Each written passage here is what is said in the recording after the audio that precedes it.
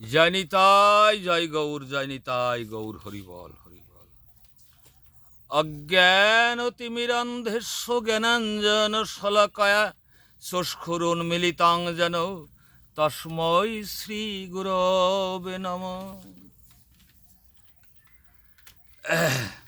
মহাপ্রসাদ জননী সর্বসৌভাগ্যবর্ধিনী আদি বেদিহরা নিত্যং তুলসিতং নমস্তুমে। বংশাকল্পতরুভ্যশ্চ কৃপা সিন্ধুভ্যেব চ পতিতানাং পাবনেভ্যো বৈষ্ণবেভ্যো নমো নমঃ। জয় রূপ সনাতন ভট্ট রঘুনাথ, শ্রীজীব গোপাল ভট্ট দাস রঘুনাথ।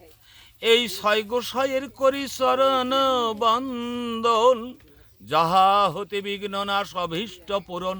এই ছয় গোসাই প্রভু মোরে কর দয়া, চরণে শরণ নীলিম দাও হে পদ ছায়া। কাকে ভজনা করা উচিত? কাকে ভজনা করা উচিত? কেন? যিনি অনন্ত কোটি বিশ্ব ব্রহ্মাণ্ডের মালিক। অনন্ত কোটি বিশ্ব ব্রহ্মাণ্ডের মালিক কে? ঈশ্বর পরম কৃষ্ণ সচ্চিদানন্দ বিগ্রহ, অন আদির আদি গোবিন্দ, সর্বকারণ কারণাং। তাহলে গোবিন্দ মানে গোবিন্দ, কৃষ্ণ। কৃষ্ণ ভজন করাই উচিত শাস্ত্র প্রমাণে। তিনি হলেন সমস্ত শক্তির আধার, মূলাধার। তেনার থেকেই জগতের সব কিছু সৃষ্টি। এতে সাংসকলা পংশু কৃষ্ণস্তু ভগবান স্বয়ং ইন্দ্রারি ব্যাকলাং লোকং মৃয়ন্তি যুগে যুগে।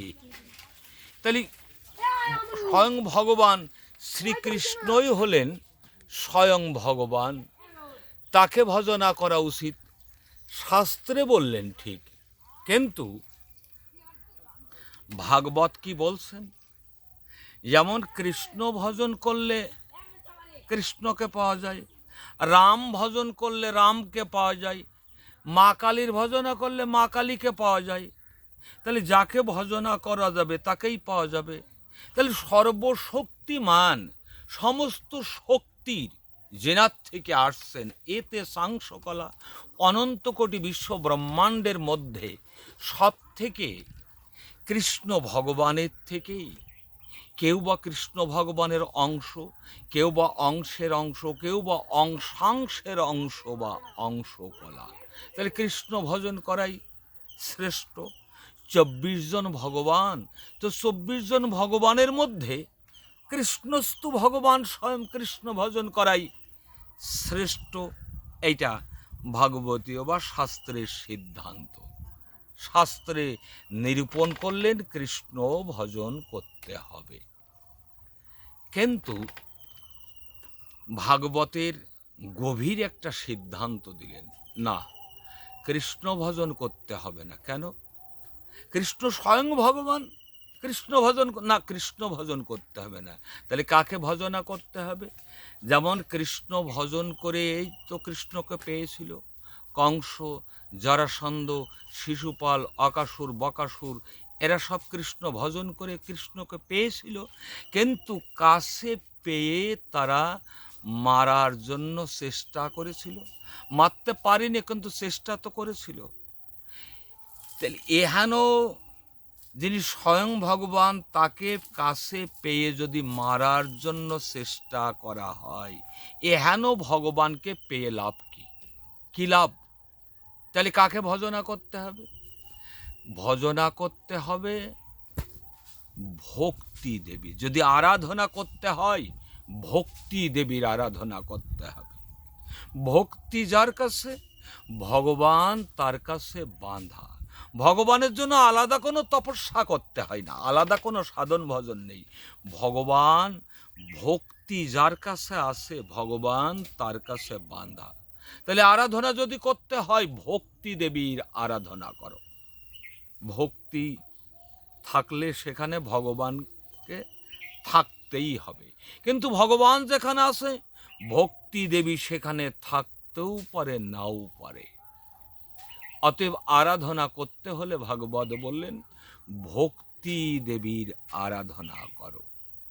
প্রমাণ দিলেন রাস ও রজনীতে, যেদিন গোবিন্দ রাস মঞ্চের থেকে অন্তর্ধান হলেন, চলে গেলেন, গোপিকাগণ হা হাও করে, যদিও পূর্ণিমা তবু তো রাত্রি, তো ঝোপ জঙ্গলের নিচেই অন্ধকার, সারা রাত্রি ধরে গোপিকাগণ প্রাণ বল্লভ, প্রাণের প্রাণ, প্রাণ বল্লভের জন্য বন হতে বনান্তরে ঘুরে বেড়াচ্ছে, কেঁদে বেড়াচ্ছে।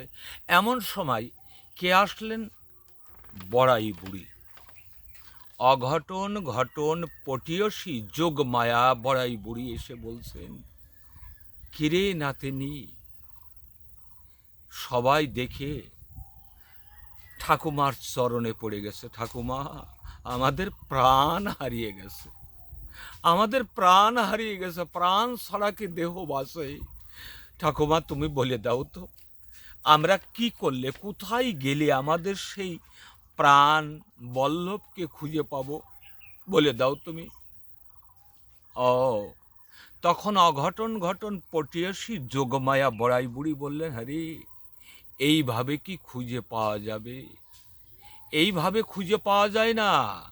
কত যোগী ঋষি মুনি, তারা যুগ যুগ জনম জনম ধরে তপস্যা করে খোঁজাখুঁজি করেও কেউ পায়, কেউ এইভাবে তোরা পাবি না। তখন চরণের পরে পড়ে গোপীগণ বলছেন, তাহলে বলো কিভাবে আমরা পাবো? প্রাণ হারিয়ে গেছে, দেহের সর্বস্ব তো প্রাণ, প্রাণ হারিয়ে গেছে, বলো আমরা কিভাবে সেই প্রাণটাকে খুঁজে পাবো? যোগমায়া বললেন, তোদের হৃদয়ে তো ভক্তি আছে, ভালোবাসা আছে, ভক্তি মানে তো ভালোবাসা, ভালোবাসা আছে, তোরা কাজ কর, এখানে সব বসে যা, বসে ভক্তি ভরে প্রাণ উজাড় করে দিয়ে কৃষ্ণ নাম কর, তাকে তার নাম ধরে ডাক। নাম ধরে ডাকতে ডাকতে ডাকতে ডাকতে কি হলো?